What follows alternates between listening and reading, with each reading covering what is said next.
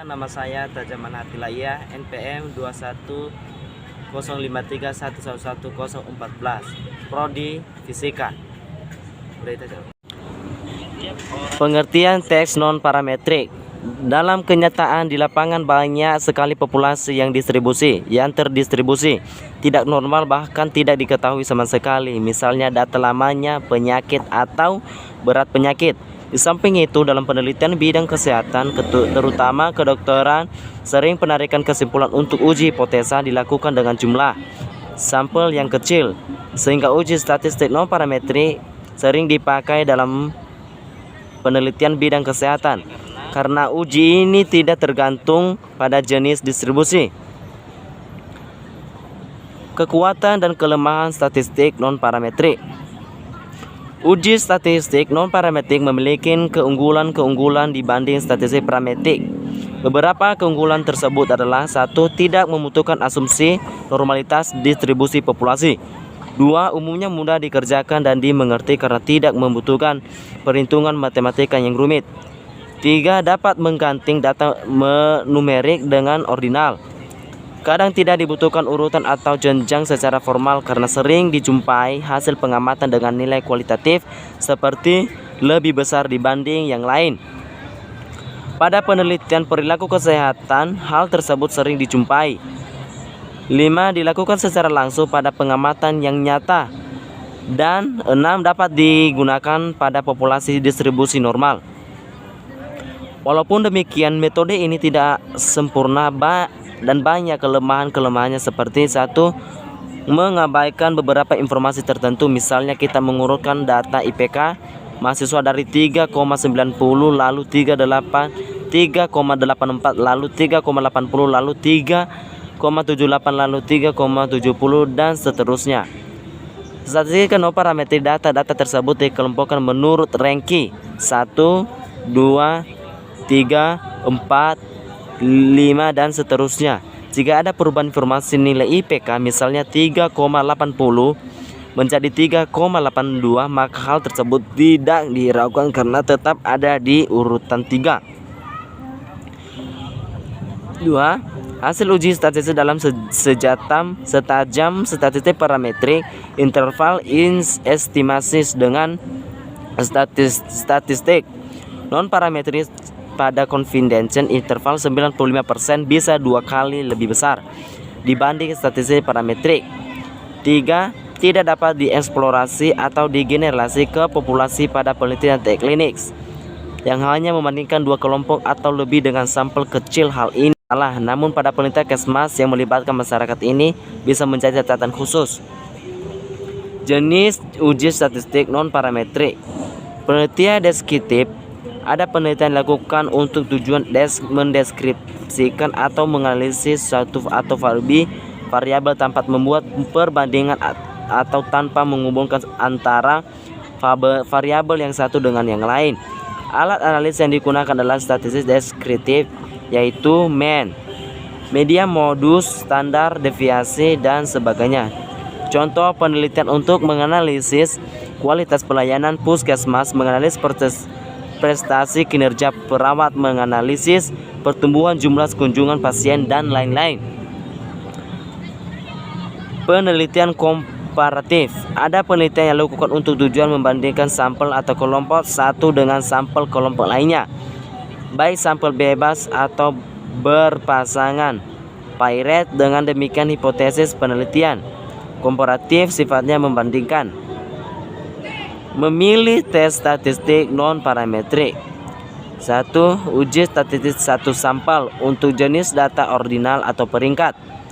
Tujuan menguji hipotesis nilai media pada satu populasi. Tes Ficozone, Signet, Rex. Tes single sampel uji media. Tujuan menguji hipotesis distribusi data pada satu populasi. Tes Kolmogorov, Smirnov, uji kesesuaian distribusi satu sampel. Tes Lilliefors, uji normalitas satu sampel. Untuk jenis data nominal kategori, tujuan menguji hipotesis distribusi data pada satu populasi. Tes G-Quart, uji kesesuaian distribusi. Tes Runge, uji random data. Tes frekuensi, uji random data, tes gap, uji random data, tes poker, uji random data, tes maksimum, uji random data, tes kupon kolektor, uji random data. Tujuan menguji hipotesis proporsi satu populasi, satu tes binomial C untuk satu sampel, dua tes Z untuk proporsi populasi, tiga tes rounds single atau sampel, empat tes C-square independen, dua uji statistik dua sampel independen. Untuk jenis data ordinal atau peringkat, tujuan menguji hipotesis media dan karakteristik lainnya pada dua sampel independen. Satu tes mean whitening, tes 2 tes Bostrap, 4 tes Jaskinev, 5 tes Kolmogorov, Smirnov 2 sampel independen, 6 tes media untuk 2 sampel independen, 7 tes Van der Waerden normal scores untuk sampel independen. Tujuan menguji hipotesis variabel data sampel independen, tes single to k untuk variabel data, tes Moses untuk variabel data, tes Boster untuk variabel data, tes seri untuk variabel data.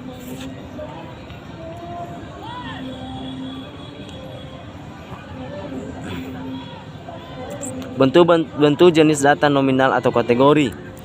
Tujuan menguji hipotesis distribusi data dua sampel independen, satu tes C-square untuk homogenitas data, tes Fisher-Excess. Tujuan mengikuti hipotesis proporsi sampel, tes Z untuk dua proporsi sampel independen, tiga uji statistik dua sampel independen.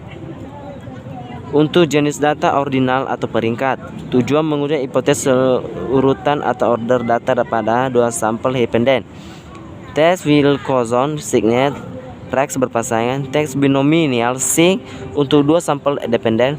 Untuk jenis data nominal atau kategori, tujuan menguji hipotesis distribusi data pada dua populasi independen, tes McNamara, tes GAR untuk efek peringkat, tes Brooker untuk space interval, tes Duar-Macwell untuk homogenitas marginal, uji statistik dua atau lebih sampel independen. Untuk jenis data ordinal atau peringkat, tujuan menguji hipotesis media untuk karakteristik lain dari dua atau lebih sampel independen. Tes media untuk sampel independen, tes Kruskal Wallis on Y ANOVA berdasarkan ranking, tes Zoskere Terpres untuk uji alternatif ranking, tes Van der Waerden normal scores untuk sampai independen, uji statistik dua atau lebih sampel dependen. Untuk jenis data ordinal atau peringkat, tujuan menguji hipotesis media dari dua atau lebih populasi independen, tes Friedman to Y ANOVA berdasarkan ranking, tes PAGE untuk alternatif ranking.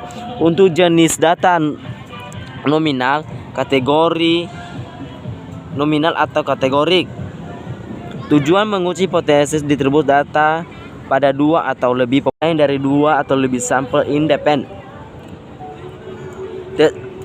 tes media untuk sampel independen, tes Kruskal Wallis on Y ANOVA berdasarkan ranking, tes Zoskere Terpres untuk uji alternatif ranking, tes Van der Waerden normal scores untuk sampai independen, uji statistik dua atau lebih sampel dependen. Untuk jenis data ordinal atau peringkat, tujuan menguji hipotesis media dari dua atau lebih populasi independen, tes Friedman to Y ANOVA berdasarkan ranking, tes PAGE untuk alternatif ranking.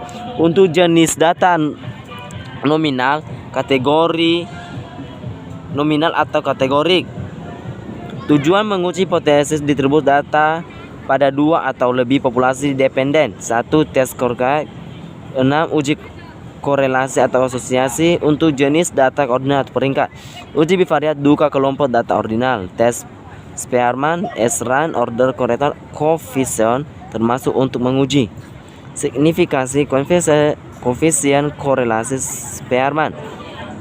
Tes Kendall S tahu termasuk menguji signifikasi koefisien korelasi Kendall tahu. Tes Guttman dan kursus S gamma termasuk untuk menguji signifikasi koefisien Game dan menguji perbedaan antara dua nilai gamma pada sampel independen. Ujian asosiasi 3 atau lebih sampel kelompok data atau ordinal. Tes kendali S coefficient of concordance termasuk untuk menguji koefisien konkordan.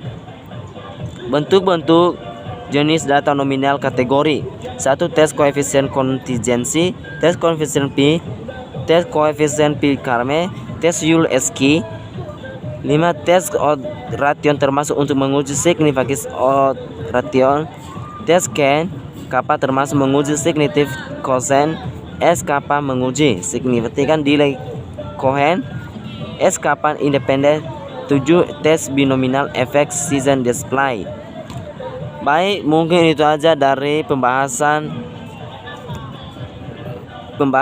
teks non parametris. Saya ucapkan terima kasih.